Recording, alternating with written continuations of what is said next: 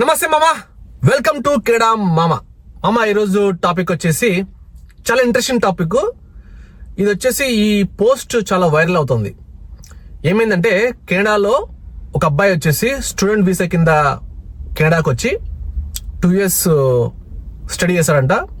తర్వాత 1 year వచ్చేసి job చేశాడంట. 1 year వచ్చేసి జాబ్ కోసం వెతికాడంట. తర్వాత 1 year జాబ్ చేశాడంట. తర్వాత ఆ అబ్బాయిని కంపెనీలోంచి లేడ్ ఆఫ్ చేశారన్నమాట. సో అబ్బాయి ఇంకా తప్పని పరిస్థితిలో ఇండియాకి వెళ్ళిపోవాలన్నమాట. సో అతను ఈ ఎక్స్పీరియన్స్ గురించి తను పోస్ట్ చేశారన్నమాట. అంటే ఓపెన్ గా చెప్పాడనమాట. దానికి ఇంటర్నెట్ బాగా వైరల్ గా రియాక్ట్ అయ్యి కొందరు yes whatever decision you're making is correct, కొందరు నాట్ కరెక్ట్, కొందరు వచ్చేసి yeah I like your frankness, బాగా నీట్ గా ఎక్స్ప్లెయిన్ చేసావు, ఓపెన్ గా ఒప్పుకున్నావు, చాలా మందికి ఇలాగా ఒప్పుకునే నేచర్ ఉండాలి అని చెప్పేసి ఇలాగా ఇంటర్నెట్ లో ఈ పోస్ట్ వైరల్ అయింది. దీని గురించి నేను మీకు డిస్క్రిప్షన్ లో మీకు ఈ పోస్ట్ గురించి పెడతాను. కానీ ఆ అబ్బాయి ఈ పోస్ట్ ఎక్కడ వేశాడనేది నాకు తెలియదు. సో దానికోసం నేను చెక్ చేస్తున్నా. ఒకవేళ ఈ వీడియో అప్లోడ్ చేసే టైంకి ఆ వైరల్ పోస్ట్ నాకు దొరికితే అది కూడా డిస్క్రిప్షన్ లో యాడ్ చేస్తాను. ఓకే, సో ఇప్పుడు ఆ అబ్బాయి ఏంటంటే జనరల్ గా సో ఈ సినారియో చాలా మందికి వర్తిస్తుంది. ఓకే, ఇప్పుడున్న సిచ్యువేషన్ లో కెనడాలో సర్వే కావడం అనేది కష్టము. చాలా మంది వాళ్ళ స్టూడెంట్ వీసా కింద వచ్చి వర్క్ పర్మిట్ ఎక్స్పైర్ అవుతుంటుంది, ఇంకా వాళ్ళకి పిఆర్ వచ్చిండదు, టీఆర్వీలో ఉంటారు, టెంపరీ వీసాలో ఉంటారు ఇంకా. సో వాళ్ళు తప్పని పరిస్థితిలో వాళ్ళు back to the home country వెళ్ళిపోవాలా. ఎండ్ ఆఫ్ ది డే వాళ్ళు they feel guilty whether they have done mistake or okay fine, నేను వచ్చాను ఇక్కడ ఒక 2 to 3 years ఉన్నాను, ఆఫ్టర్ మై స్టడీ డబ్బు సంపాదించుకున్నాను, నా లోన్ తీరిపోయింది, ఒక 20 లక్షలు 15 లక్షలు నాకు కదా క్యాష్ ఉంది, ప్లస్ నా దగ్గర ఇక్కడ అబ్రాడ్ లో ఒక ఎక్స్పీరియన్స్ అంటే ఒక 2 years ఎక్స్పీరియన్స్ నాకు వచ్చింది, హ్యాపీగా వెళ్ళిపోతాను, ఇండియాకి వెళ్ళిపోయి సర్వే అవుతాను అని చెప్పేసి రకరకాలుగా ఇట్స్ ఆల్ సినారియో బేస్డ్ ఉంటుంది అన్నమాట. సో ఇప్పుడు మనము రియాలిటీ మాట్లాడుకుందాం. ఏంటంటే ఇప్పుడు కెనడాకి మనము స్టూడెంట్ వీసా కింద వచ్చి చాలా మంది ఉంటారు, ఈ వీడియో చూసే వాళ్ళు చాలా మంది ఈ కేటగిరీలో ఉంటారు అన్నమాట.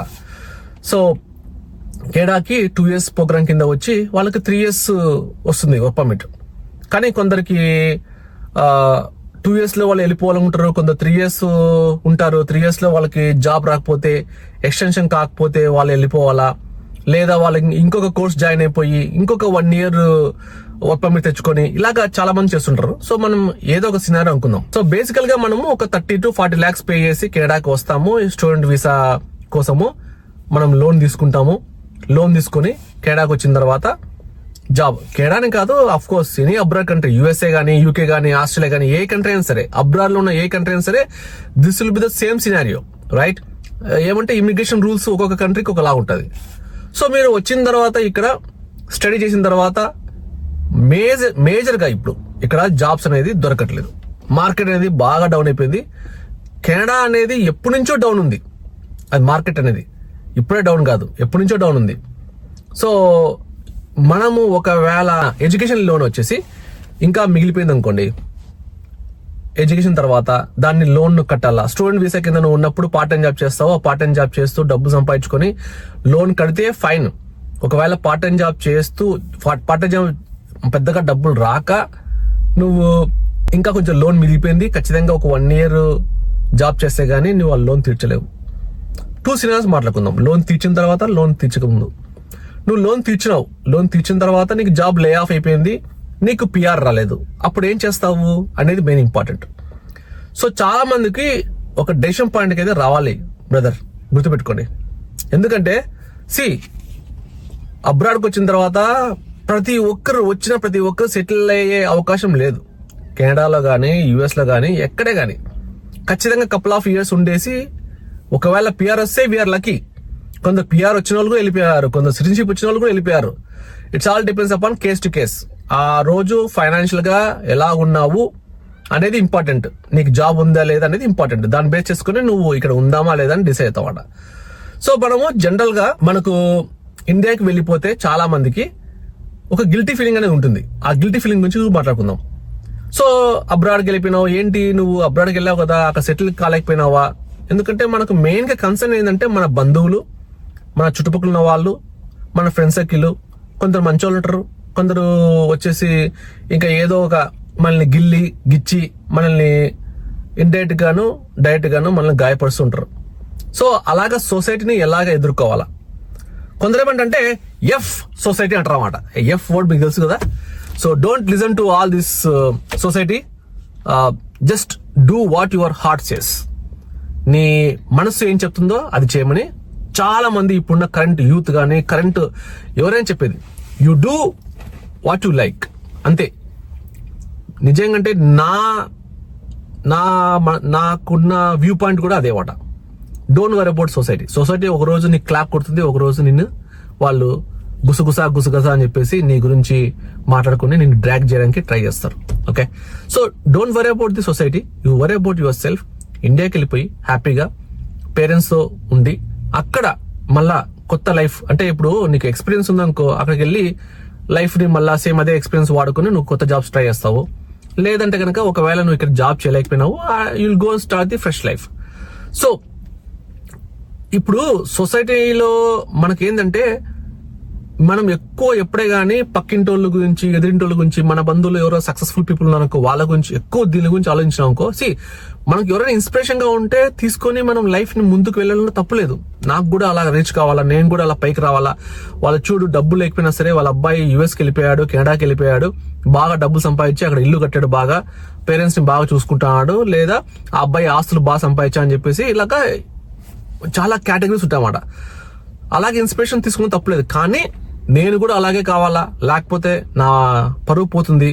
పరువు అనే విషయం అస్సలు పట్టించుకోద్దండి. పరువు అనేది నీకు మనీ పవర్ ఉంటే, నువ్వు దుర్మార్గుడు అయినా సరే, నువ్వు ఒక హత్య చేసిన వాడైనా సరే, నీ దగ్గర డబ్బు ఉండి పవర్, నీ దగ్గర డబ్బు ఉండి ఒక 4-5 మంచి కార్యక్రమాలు చేస్తే కూడా ఎమ్మెల్యే ఎంపీ అయిన వాళ్ళు చాలా మంది ఉన్నారు మన ఇండియాలో, రైట్? సో మన సొసైటీ అనేది ఎలా వెల్కమ్ చేస్తుందంటే it all depends upon situation మాట. మనకు బాగాలేకపోతే ఇంకా తొక్కడం స్టార్ట్ చేస్తారు, మనల్ని తొక్కేస్తారు, మనల్ని డిస్టర్బ్ చేస్తారు, ఇలా చాలా మంది ఉంటారు. అబ్సల్యూట్లీ మనకు మన బంధువులు, మన ఫ్రెండ్స్ ఎవరైనా సరే ఎంకరేజ్ చేసే వాళ్ళు ఉంటే వీఆర్ సో బ్లెస్డ్, అంత డౌట్ లేదు. మన పేరెంట్స్ ఎప్పుడు మన గురించి మంచిగానే చూస్తారు, అంత డౌటే లేదు. ఓకే, బట్ మన సొసైటీ గురించి చెప్తున్నమాట. So don't think about anything, do what your heart says అని చెప్పేసి నేను కూడా అంటాను అనమాట. ఆ అబ్బాయి పోస్ట్ లో అదే మెయిన్ సారాంశం. సో అది చేయండి మీరు కూడా. సెకండ్ థింగ్ ఏంటంటే, కెనడాకి వచ్చే ముందే, అబ్రాడ్కి వచ్చే ముందే ఆలోచించండి, ఈజ్ ఇట్ రియలీ వర్త్? ఇప్పుడు కెనడాలో ఇక్కడ జాబ్లు రావాలంటే ఖచ్చితంగా ఇక్కడ నువ్వు ఎక్సెప్షనల్ స్టూడెంట్ అయి ఉండాలన్నమాట. బ్యాక్ ఇన్ ఇండియా నీకు మంచి టెక్నికల్ నాలెడ్జ్ ఉండి, నువ్వు బాగా మంచి మంచి ప్రాజెక్టులు చేసి కెనడాకి వెళ్ళిపోయి దాని దగ్గరగానే కోర్సులు చేసుకుని మళ్ళీ నువ్వు రెజ్యూమ్ పెడితే నీకు జాబ్స్ వచ్చేట్టు ఉండాలా. ఒకవేళ జాబ్ రాకపోతే నేనేం చేయాలని కూడా ఆలోచించుకోవాలా. డూ ఆ డే సిచ్యువేషన్ అని చెప్పేసి సినిమా డైలాగ్ కొట్టి మీరు కెనడాకి రావడం అనేది తప్పు. ఓకే, అలాంటి రోజులు ఇక్కడ లేవు ఎక్కడే. కానీ ఇక్కడ సిచ్యువేషన్ ఎలా ఉన్నాయంటే చాలా మటుకు మనము ఖచ్చితంగా నాకు జాబు రాకపోతే నేను హ్యాపీగా ఇండియాకి వెళ్ళిపోతాను అనే మైండ్ సెట్తో రావాలా. నాకు జాబ్ రాలేకపోతే మా ఫ్యామిలీని నేను కష్టము, సర్వే కాలేము అలా అనుకుని అప్పులు చేసుకునే మాత్రం ఇప్పుడున్న సిచ్యువేషన్ లో రావద్దని. ఇండియాలో కూడా బ్రహ్మాండంగా ఉంది, ఇండియాలో కూడా కోటీసులు ఉన్నారు. చాయ్ వాళ్ళ టీ సంపాదిస్తూ డబ్బులు కూడా, ఇవన్నీ మనం ఎగ్జాంపుల్ చెప్తాం రెఫరెన్స్ కోసం, మోటివేషన్ కోసం అన్నమాట. కానీ మీ మేధో శక్తిని పైన ఆధారపడి ఉండండి. కొత్తగా ఏం చేయాలి, ఇప్పుడు ఏ వచ్చింది, ఎన్ని చేయొచ్చు. వెబ్సైట్ బిల్డ్ చేయాలంటే ఓవర్ నైట్ కాదు, మహా అంటే 10 minutes 5 minutes లో కూడా వెబ్సైట్ ని మనం బిల్డ్ చేయొచ్చు. కోడింగ్ ఏముంది చెప్పు, ఎవడైనా కోడింగ్ వేస్తాడు ఇప్పుడు. కోడింగ్ అంటే ఏకెళ్ళి మా అబ్బాయి కూడా చేస్తాడు కోడింగ్. చిన్న చాట్ జీపీటీలోకి వెళ్ళిపోయి చిన్న ప్రాంప్ట్ ఇస్తే ఎగ్జాక్ట్ గా అది కూడా వెబ్సైట్ బిల్డ్ చేయడానికి చాలా వెబ్సైట్లు ఉన్నాయి. ఓకే, అలాగా అలాంటి వరల్డ్ లో ప్రస్తుతానికి we're in the phase of migration phase మాట. ఏ అనే ఒక రెవల్యూషనరీ ఫేస్ లో మనం ఉన్నాం కాబట్టి డోంట్ వరీ అబౌట్ దట్. నీకు టెక్నికల్ గా స్కిల్స్ ఉన్నాయి, అఫ్ కోర్స్ నీకు వర్కౌట్ కాలేకపోతే ఇండియాకి వెళ్ళిపోయినా సరే సర్వే అయ్యేటట్టు ఉండాలన్నమాట. అలాగ ఉండండి. మీరు గిగ్స్, మీకు టాలెంట్ ఉంటుంది, ఏదో ఒక గిగ్ ఉపయోగించుకొని మీరు దాన్ని మెయిన్ స్ట్రీమ్ కింద ఎర్నింగ్ కింద రావాలి. చాలా మంది కొందరు అబ్రాడ్కి వచ్చి జాబ్ రాలేకపోతే ఇండియాకి వెళ్ళిపోయి యూట్యూబ్ లో వీడియోస్ పెట్టి కోర్సులు కూడా అమ్మి డబ్బులు సంపాదించే వాళ్ళు ఉన్నారు. సో ఇలాగా there are n number of ways to earn money. So do not disappoint, become champion where you are. That is my take on that. ఇంకా నెక్స్ట్ వచ్చేసి ఏమంటే, చాలా మంది కెనడాకి వచ్చిన తర్వాత స్టూడెంట్ వీసా కింద మీరు ఎప్పుడే గానీ 1 year ఓపెన్ 1 year స్టడీ కోసం అసలు రావద్దండి. 1 year కోసం వస్తే ఇక్కడ మీరు మటాష్ అవుతారు అనమాట. 1 year ప్రోగ్రామ్ చేస్తే 1 year వస్తుంది మీకు వర్క్ పర్మిట్. ఆ 1 year లో మీరు ఏమి చేయలేరు ఇక్కడ. It's waste of time. ఎవరైనా సరే కన్సల్టెన్సీ వాళ్ళు కానీ ఎవరైనా మీ చుట్టుపక్కల వాళ్ళని 1 year వెళ్ళిపోరా, నీకు ఖచ్చితంగా వచ్చేస్తుంది, నీకు 25-26 నువ్వు ఆడి 2 years జాబ్ చేస్తావు, 1 year కోర్స్ చేసేయి, 1 year వర్క్ పర్మిట్ వస్తుంది, ఇలాగా చూడొద్దండి. వీడియోస్ చూడండి, తెలుసుకోండి. చాలా మంది ఇమిగ్రేషన్ లాయర్ ఉన్నారు, వాళ్ళకి తెలుసుకోండి. అంతేగాని బ్లైండ్ గా నమ్మేసి కెనడాకి మాత్రం రావద్దండి. మీ సిచ్యువేషన్, ఫైనాన్షియల్ సిచ్యువేషన్, మీ కెరీర్ సిచ్యువేషన్, ప్రతి ఒక్కరికి కోడింగ్ రాదు, ప్రతి ఒక్కరు టాలెంట్ ఫెయిల్ కాదు కదా. ఎక్సెప్షనల్ క్యాండిడేట్ వాళ్ళు ఎక్కడైనా సర్వే అవుతారు, అది డౌటే లేదు. సో ఇవన్నీ మీరు క్యాలిక్యులేట్ చేసుకుని కెనడాకి రమ్మంటాను. వచ్చిన తర్వాత పిఆర్గా వచ్చిన తర్వాత చాలా మంది స్ట్రగుల్ అవుతున్నారు ఇక్కడ. నేను ఎందుకంటే ఇప్పుడు రెఫరల్ ప్రోగ్రామ్ స్టార్ట్ చేశాను కదా, దానివల్ల చాలా మందితో నేను మాట్లాడుతున్నాను. I got so blessed, so many people నేను స్టోరీస్ వింటున్నమాట. వాళ్ళతో మాట్లాడి వాళ్ళని రెఫర్ చేసి, సో నాకు తెలియకపోయినా కొన్ని తెలుసుకోవడానికి ట్రై చేసి ఎంతో మంది కాంటాక్ట్ అవుతూ వాళ్ళందరూ రిక్వెస్ట్ చేస్తున్నమాట. ఒకవేళ మీ దగ్గర రెఫరల్ ప్రోగ్రామ్ ఉంటే ప్లీజ్ చెప్పండి, మన వాళ్ళు చాలా మంది ఉన్నారు, ప్రొఫైల్స్ రెఫర్ చేద్దామని చెప్పేసి. ఇలాగా సెవెరల్ థింగ్స్ చెప్తున్నాడు. పిఆర్ మీద ఉన్న వాళ్ళకు ప్రాబ్లమ్స్ ఫేస్ చేస్తున్నారు, కానీ పిఆర్ మీద ఉన్న వాళ్ళు చాలా మటుకు గుర్తుపెట్టుకోండి, మీకు ఎవరికి రాని అవకాశం వచ్చింది. పిఆర్ పైన ఉన్నా కూడా నేను జాబ్ మాత్రమే చేస్తాను అంటే కష్టం bro. You have to do multiple things. ఇది నేను చాలా వీడియోస్ లో చెప్పాను, మరీ చెప్తాను.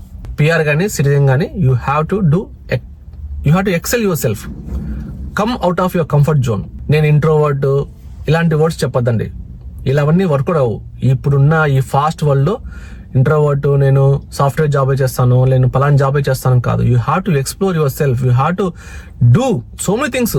అవసరమైతే ఊబర్ డ్రైవింగ్ ఏం చేయండి, అవసరమైతే లాన్ మూవింగ్ ఏం చేయండి. ఇవన్నీ ఏంటంటే ఇంకా బ్లైండ్ జాబ్స్. ఈ జాబ్స్ కి మైండ్ పెద్ద అవసరం లేదు. జస్ట్ ఒక $400-500 కూడా మనము డబ్బులు సంపాదించు. సో అలాగా మెనీ థింగ్స్ ఉన్నాయన్నమాట. అలా కూడా చాలా మంది సంపాదిస్తున్నారు కూడా. సో నేను లాస్ట్ వీక్ ఒకతనికి 4 times లాన్ మూవింగ్ చేయడానికి $170 ఏమో పే చేసామన్నమాట. సో అలాగా మన డబ్బులు ఎర్న్ చేయడానికి చాలా అవకాశాలు ఉన్నాయి. సో దాన్ని బట్టి మీరు ఫాలో కాండి. ఆ అబ్బాయి మెయిన్ గా సారాంశం ఏంటంటే, do not feel guilty, do not feel ashamed of your self. మనకు వర్కౌట్ అయితే ఫైన్. మనం కెనడాకి వచ్చాము, ఒక ట్రై ఇచ్చాము, మనకు వర్కౌట్ కాలేదు, don't worry about anything, anyone. Me parents కూడా నచ్చి చెప్పండి, వర్కౌట్ అయితే ఉంటాము, వర్కౌట్ కాకపోతే బ్యాక్ వచ్చేస్తాము అనే మైండ్ సెట్ తో రావడం అనేది చాలా important. So that's all I want to say. ఆ పోస్ట్ ఇంకా నాకు దొరికితే మీకు పెడతాను. ఇండియన్ మీడియాలోనే ఇక్కడ వచ్చింది ఆ పోస్ట్ గురించి. నేను నిజంగా ఆ పోస్ట్ ఎక్కడ వేస్తారో ఒకసారి రీసెర్చ్ చేసి ఈ వీడియో నైట్ లోపల అప్లోడ్ చేస్తాను కదా. అప్లోడ్ చేసిన తర్వాత you can see in the description. If you like my discussions, my ideas, my motivation, please subscribe to my channel, encourage me. Thank you very much. Please keep watching me, Canada Mama. Bye.